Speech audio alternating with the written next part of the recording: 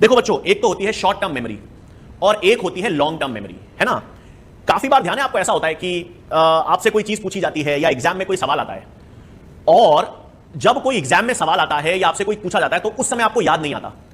आज आप सोच रहे हो कि हाँ यार मुझे आता है, हाँ हाँ मुझे आ रहा है, लेकिन नहीं आता याद।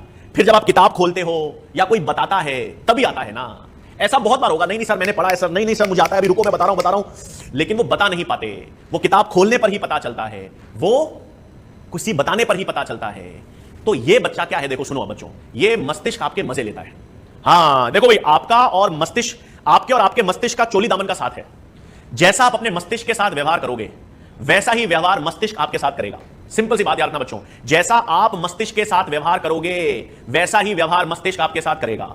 कैसे? मस्तिष्क कहता है भाई मस्तिष्क भूखा है, और मस्तिष्क जो है वो ज्ञान का भूखा है। मस्तिष्क कहता है भाई नई चीजें सोचो, नई चीजें करो, मेहनत करो, मुझे बताओ चीजें, मुझे चीजें बताओ, मेरे पढ़ो सीखो, क्योंकि जितना पढ़ोगे जितना सीखोगे उतना मैं अपने मस्तिष्क के हिप्पोकैम्पस में चीजों को डालता रहूंगा, और मेरा हिप्पोकैम्पस ऐसे शॉर्ट टर्म मेमोरी से नई मेमोरी, नई स्मृति बनाता रहेगा।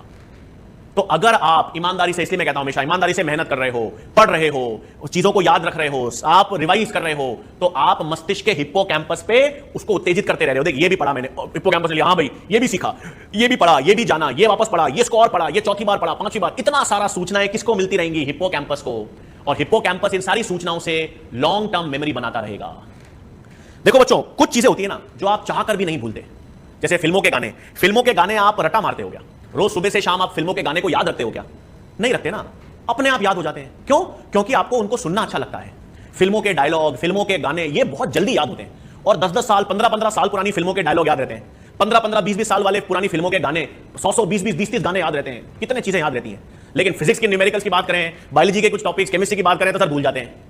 तो ऐसा तो नहीं है ना कि आप में कोई स्प्लिट पर्सनैलिटी है ना। अगर आप इतने जल्दी गाने याद कर सकते हो, इतनी जल्दी फिल्मों के डायलॉग्स याद कर सकते हो, तो आपके मस्तिष्क की क्षमता तो जबरदस्त है। ये तो आपको बायोलॉजी में मानना पड़ेगा। सब बाकी सब चीजें फालतू हैं कि सर ये इंटेलिजेंट ज्यादा है, ये इंटेलिजेंट कम है, सर इसके नंबर ज्यादा आ रहे हैं इसलिए ज्यादा होशियार है, मैं कम होशियार हूं। सब विज्ञान या हमारा बायोलॉजी इस चीज को नहीं मानता। वो मानता ही नहीं है कि कोई व्यक्ति कम इंटेलिजेंट है या कोई व्यक्ति ज्यादा इंटेलिजेंट है। बिल्कुल नहीं मानता बच्चों। ये भेदभाव सिर्फ मानव हमने बनाया गया है, समाज ने बनाया गया है, बायोलॉजी नहीं मानता।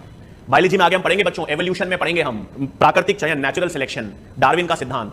सरल शब्दों में डार्विन का सिद्धांत कहता है बच्चों कि हर आने वाली पीढ़ी, हाँ हर आने वाली जो पीढ़ी है ना, वो पुरानी पीढ़ी से बेहतर होती है। मतलब आपकी पीढ़ी हमारी पीढ़ी से बेहतर है। हमारी पीढ़ी शायद हमारे माँ बाप की पीढ़ी से ज्यादा बेहतर है। हाँ शायद नहीं है, ये नेचुरल सिलेक्शन का नियम है कि हर आने वाली पीढ़ी बेहतर, अच्छे लक्षणों के साथ आती है तो उसकी क्षमता हमेशा बेहतर होगी। हाँ उस क्षमता का आप यूज कर रहे हो या नहीं अलग बात है, लेकिन आनुवांशिक, जेनेटिकली, आनुवांशिक रूप से, कार्य की रूप से हर आने वाली पीढ़ी पुरानी पीढ़ी से बेहतर होती है।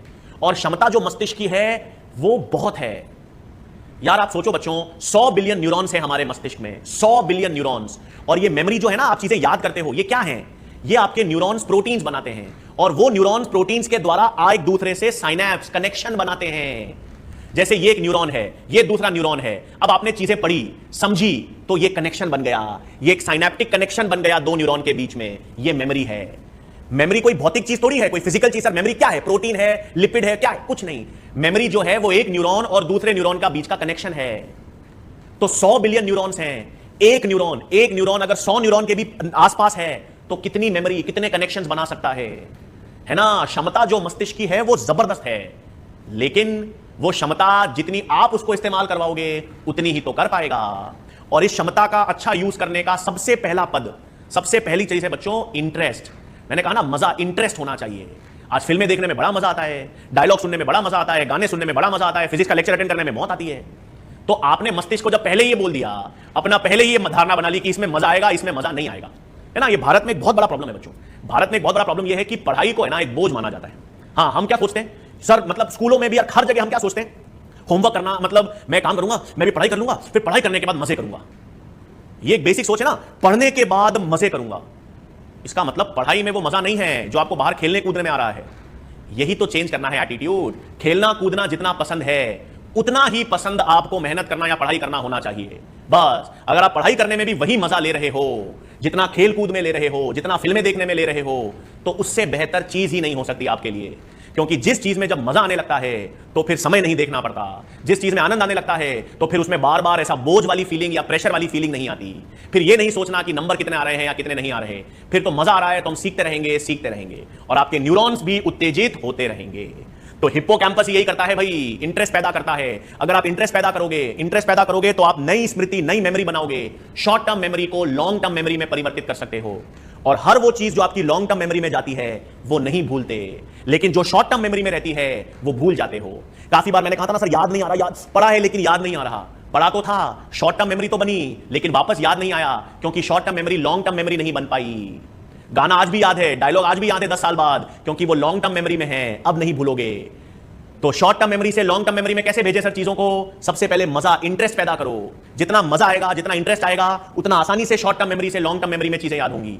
दूसरा, रिवीजन करो, है ना, जो चीज पढ़ाई गई उसको वापस पढ़ो और पढ़ो। एक चीज को 10 बार अगर आपने पढ़ लिया, वो आपके लॉन्ग टर्म मेमोरी में चली गई, तो अब आप उसको नहीं भूलोगे। और वो काम कौन करेगा भाई? कौन करेगा? हिप्पोकैम्पस।